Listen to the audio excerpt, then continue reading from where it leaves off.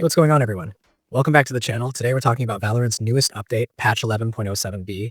And honestly, this one feels like a real shakeup to how the game plays at every level. We've got a brand new Sentinel named Veto, a fresh custom mode called Skirmish, and a bunch of small but really meaningful changes that are already making players rethink their setups and team comps. So if you're trying to figure out what's going on, what's strong, and how you can use this update to your advantage, let's talk through everything in detail. First things first. This update officially dropped around October 7th, and as soon as the servers went live, people started testing Veto. Now, this new agent is categorized as a Sentinel, but he's really not your typical lock down the site and wait kind of Sentinel like Killjoy or Cypher.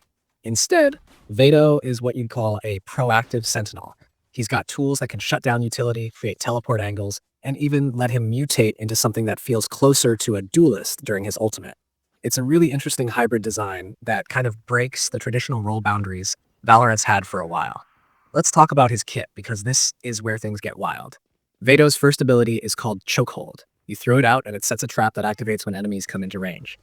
Once it goes off, it holds them in place and inflicts two effects, Deafened and Decayed. So not only can they not hear properly, they're also losing health over time. It's perfect for catching pushes or for stopping that one person who tries to sneak through utility-heavy areas. But you've got to be smart about placement. People can shoot and destroy it, so if you just drop it in obvious choke points, it's not going to last long. Then you've got Crosscut, which honestly might be one of the coolest abilities in the game right now. This one lets Veto throw down a vortex that he can teleport to later. The interesting twist is that you can redeploy it during buy phase, which adds a layer of flexibility we've never really seen before in this way. Think of it as a mix between Omen's Shrouded Step and Yoru's Gatecrash, but with that Sentinel flavor because you're using it more to reposition, to escape danger, or to surprise enemies during site retakes. People are already finding some crazy lineups and anchor points for this thing, like placing it behind default boxes or near off angles so you can quickly rotate or bait players into thinking you've retreated. Then comes the Interceptor, which might honestly be the most meta-shifting part of his entire kit. Interceptor is a placed device that automatically destroys certain enemy utilities and projectiles. It's not invincible though, it can be shot and destroyed, but what it means is that Veto can literally neutralize some of the key utility setups that control rounds. Imagine stopping a Sova Dart, a KO knife, or a Raise Nade from doing anything before it even reaches your team.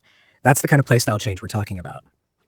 Teams that rely heavily on coordinated utility pushes are going to have to rethink how they execute, because one Interceptor in the right spot can completely change how a round unfolds. And of course, there's his ultimate evolution. This is where Veto takes on his final form, literally. He mutates, gaining a combat stim, regeneration, and complete immunity to debuffs. So flashes, slows, decays, none of that touches him while he's evolved.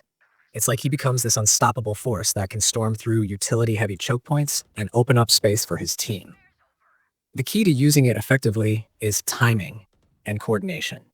If you just pop it and run it alone, yeah, you might get one or two kills, but if your team swings behind you and capitalizes on your push, it becomes devastating. Now let's talk about what all this means for the meta. For the first time in a while, we're seeing a Sentinel that doesn't just rely on waiting for enemies to come to him. Veto lets you be active, move around, and take control of space in ways we haven't really seen from his class. This means we're probably going to see new team comps that mix his utility denial with high-impact duelists like Jett or Reyna, or even supportive controllers who can set up crossfires for him once his traps go off. What's cool is that he's not overpowered on paper. Everything he does has a counter or a limit. Interceptor can be destroyed, his traps can be pre-fired, and his teleport can be baited if the enemy pays attention. But if you play smart and coordinate with your team, he becomes a huge asset. It's less about fragging out and more about manipulating space and timing. And speaking of manipulation, the new Skirmish mode is a huge addition that's going to make a difference for both casual players and those grinding ranked. Skirmish is a custom game mode where you can adjust almost everything: economy, ability usage, team size, and even map layout. It's fast-paced with first to 10 rounds, and you can run it 1v1, 2v2, all the way up to 5v5. This mode is perfect for practice or quick games with friends because you don't have to commit to the long economy grind or full 13-round matches. It's also amazing for testing agents like Veto because you can just jump in like Gaussprout and tweak the settings and figure out his tech in a controlled space. Now, of course, Riot mentioned a few bugs. Right now, Veto is disabled in Team Deathmatch because of a stability issue, and there's a small bug where his Interceptor shows as costing 100 credits in the agent info screen, even though it's actually free in-game. They've said both of these will be fixed in the next patch, so nothing too serious there. Let's talk strategy for a second. If you're planning to play Veto, you're going to want to learn how to think one step ahead of your opponents. For example, using Interceptor early in the round to block out common projectile paths, then repositioning Crosscut to fake rotations. You can set traps and choke points, wait for sound cues, then teleport across the map to catch enemies rotating. He rewards creative thinking, and that's what's going to make him really fun to master. On defense, try using Chokehold to hold down tight corridors, like Bind's Hookah or Ascent's A main. If you pair that with Interceptor covering the same lane, you create a situation where even if enemies try to push, their utility gets neutralized and they walk straight into decay. On attack, he's just as useful because you can plant traps behind to prevent flanks, teleport across to create pressure on multiple sites, or use evolution to entry with near impunity. Now, if you're playing against him, there are definitely ways to deal with Veto. The biggest thing is awareness. His traps and Interceptor both make sound cues, so if you're paying attention, you can spot them early. Always try to pre-fire common trap angles before committing to a push. And when he pops his ultimate, don't waste your utility. Since he's immune to debuffs, just focus on raw gunfire and team shooting. He's strong, but not unkillable. It's about coordination and keeping calm when you see that transformation. Honestly, this update feels like Riot's way of shaking the game up before the next competitive cycle. They've been gradually experimenting with hybrid roles, think Deadlock's lockdown zones or Harbor's map control, and Veto feels like the next logical step.